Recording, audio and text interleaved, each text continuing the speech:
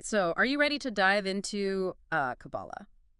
Today we are going to take a deep dive into the world of Kabbalah and its most famous text, the Zohar. Okay. Now, I know Kabbalah can seem kind of mystical and complex, but this deep dive is really about extracting the core wisdom. Yeah, it's true that Kabbalah does have a bit of an air of mystery around it, Right. but the Zohar, it's really meant to illuminate, not to obscure. It's considered the most important book in Kabbalah, Yeah. and many believe it was written specifically for our times. Oh, wow, that's wild. We've got excerpts from the Book of Zohar itself, published in February 2009, Okay. so no secondhand interpretations here. Right. Our mission today is to crack the code of the Zohar's key concepts and structure and see how this ancient wisdom might actually be relevant to us today. Yeah, and one of the first things that might surprise you is how the Zohar sees itself in relation to the Torah. It's not a replacement, but it's more like an expansion pack. Right. You know, it builds upon the Torah's wisdom and aims to take us deeper into its mysteries. Okay, so it's digging deeper into existing wisdom. That's cool.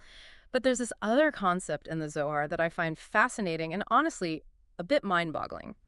The idea of a unique soul that reincarnates through history, connecting humanity to the divine. Okay. We're talking big names here: Abraham, Moses, and even Rabbi Shimon Bar Yochai, often called Rashbi, who's considered the author of the Zohar. Right, and the Zohar suggests that each time this soul returns, it helps humanity evolve spiritually. It's Yeah. like this soul is leaving behind breadcrumbs in the form of Kabbalistic texts for future generations to follow. So instead of a straight line from point A to point B, we're talking like a spiral of spiritual growth with this one soul influencing key moments in history. That's a pretty heavy concept. But if this is all guided by a divine plan, does that mean we have less free will as individuals? Does the Zohar ever address that tension? It's a great question, and it's one that Kabbalists have debated for centuries. Mm. The Zohar itself is open to multiple interpretations, Mm-hmm. but one way to look at it is that we do have free will, but it's operating within a larger context. Mm-hmm. Imagine an actor on a stage. They have the freedom to move and speak, but the script and the set are already in place. That's a helpful analogy. It makes me think about how my choices might have repercussions beyond just my immediate experience. But let's move on to another big idea: the Zohar's view of reality itself. It's built on these foundations of love and bestowal, Okay. which sounds lovely, but how does that play out in a world that often feels pretty far from loving? Yeah, that's where the idea of the Sephirot comes in. Think of them as a spiritual map. There are 10 of these Sephirot, and they represent different aspects of creation and the divine attributes. The Zohar is suggesting that everything we experience, both good and bad, is part of a process designed to lead us back to a connection with that divine source of love and bestowal. Wait, so the Zohar is saying there's like a cosmic GPS built into reality itself, and these sephirots are the map. Tell me more about how these sephirot work. I'm a visual person, so what do they actually look like? How can I wrap my head around them? The Zohar actually describes them visually, and you're going to love this as a human body. Okay. You have key to the crown at the top, which represents the highest level of divine will.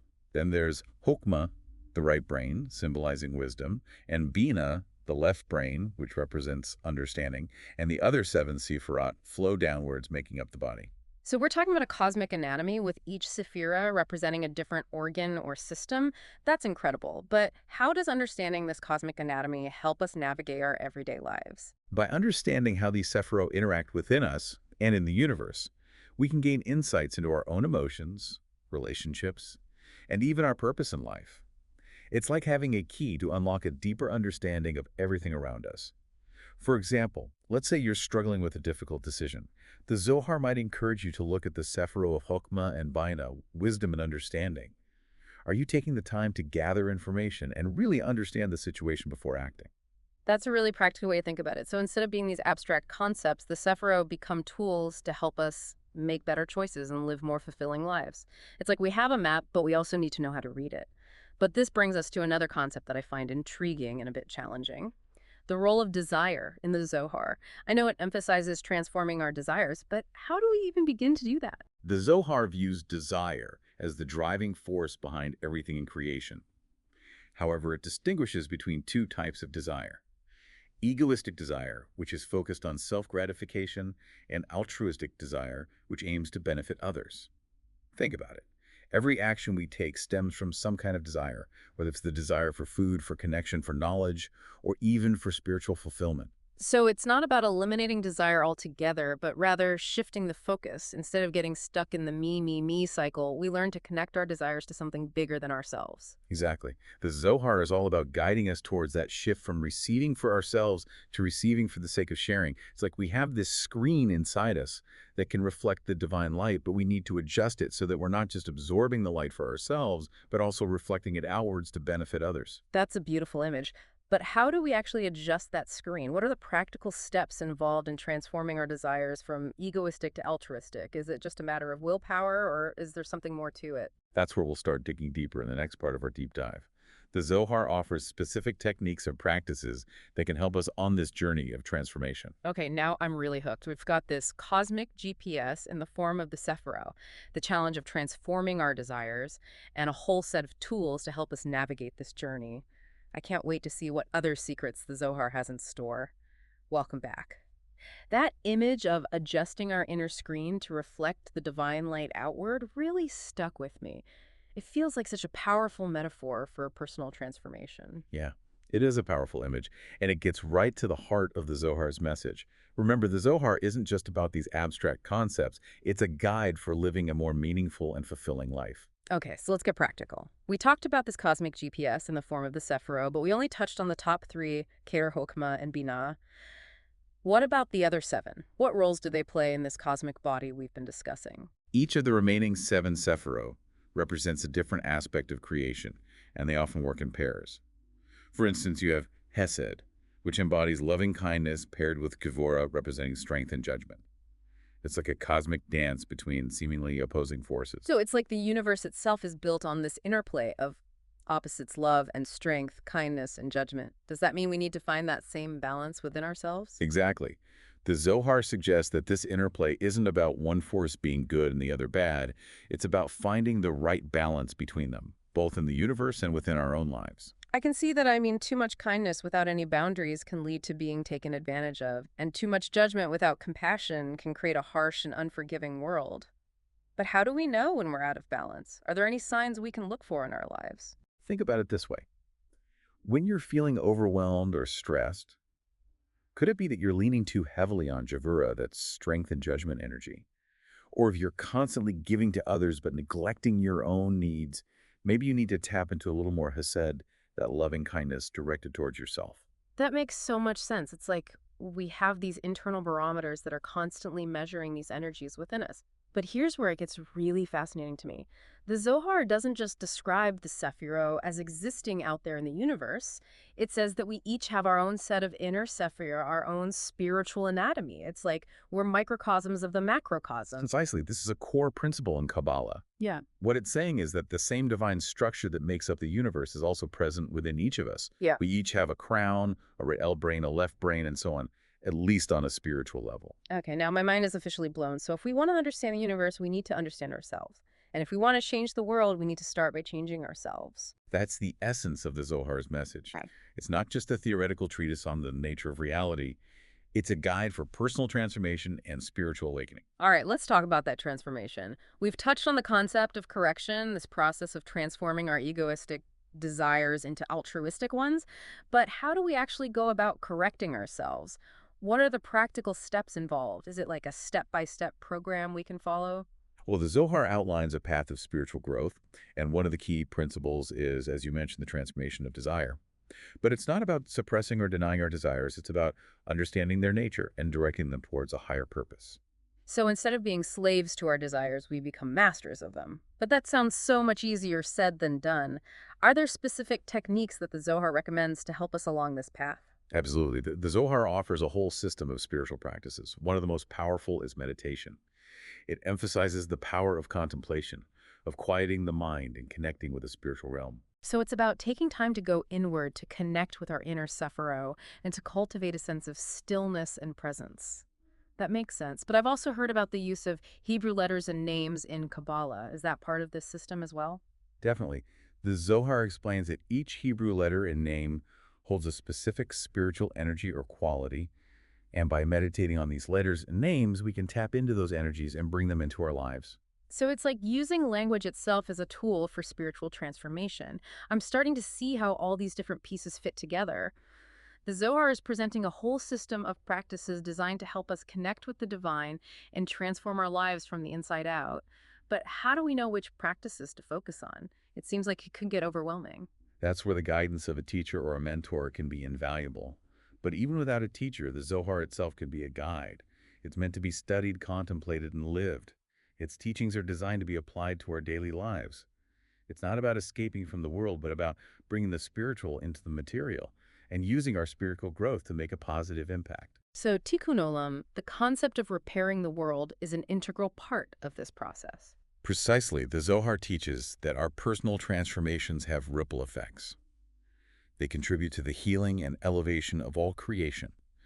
And that brings us to another important concept that we'll explore further in the next part of our deep dive, the concept of restriction.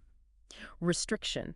Now, that sounds intriguing, but also a bit intimidating. What exactly does the Zohar mean by restriction, and how does it fit into this whole picture of spiritual transformation? Stay tuned, because that's where we're headed next. Okay, we're back and ready to tackle this whole idea of restriction in the Zohar. Okay. I gotta admit, the word itself kind of makes me think about limitations and, maybe even a bit of like austerity. Right. It doesn't exactly sound like, a recipe for a fulfilling life. It's understandable that restriction might not sound appealing at first, but in the context of the Zohar, it's not about deprivation or self-denial. Okay. It's actually about creating the conditions for greater fulfillment. Okay, so maybe less about restriction and more about, I don't know, like strategic channeling of energy or something. Right. But how does that work in practice?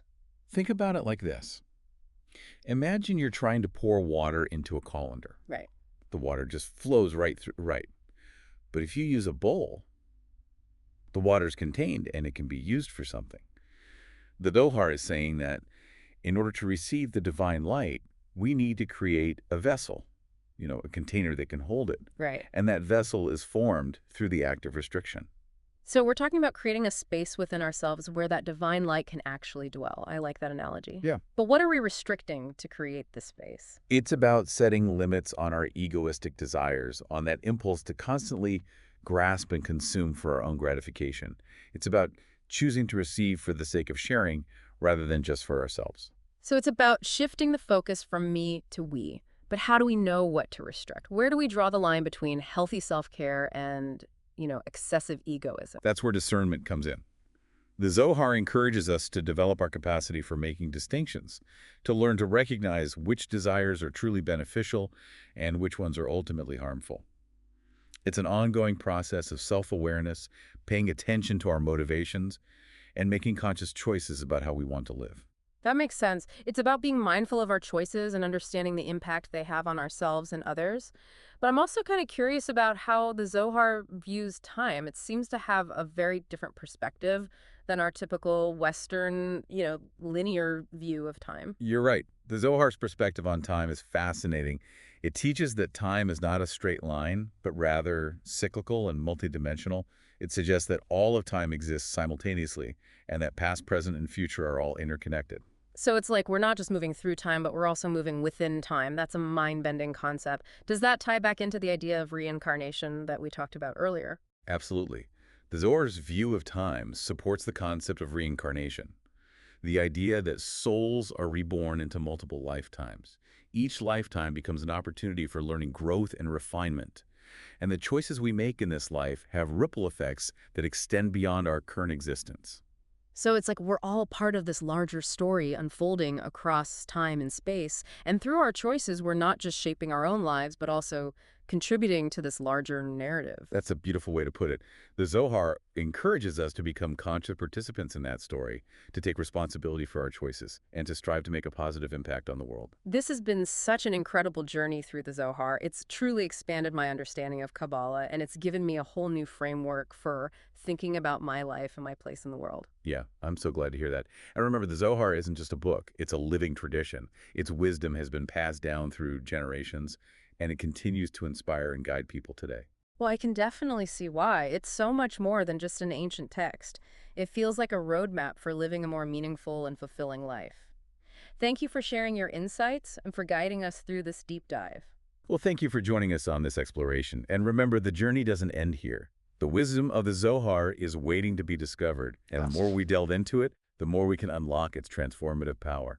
And until next time, keep exploring, keep questioning, and keep diving deep into the mysteries of existence. We'll be back soon with another deep dive, ready to uncover more hidden wisdom and expand our understanding of the world around us.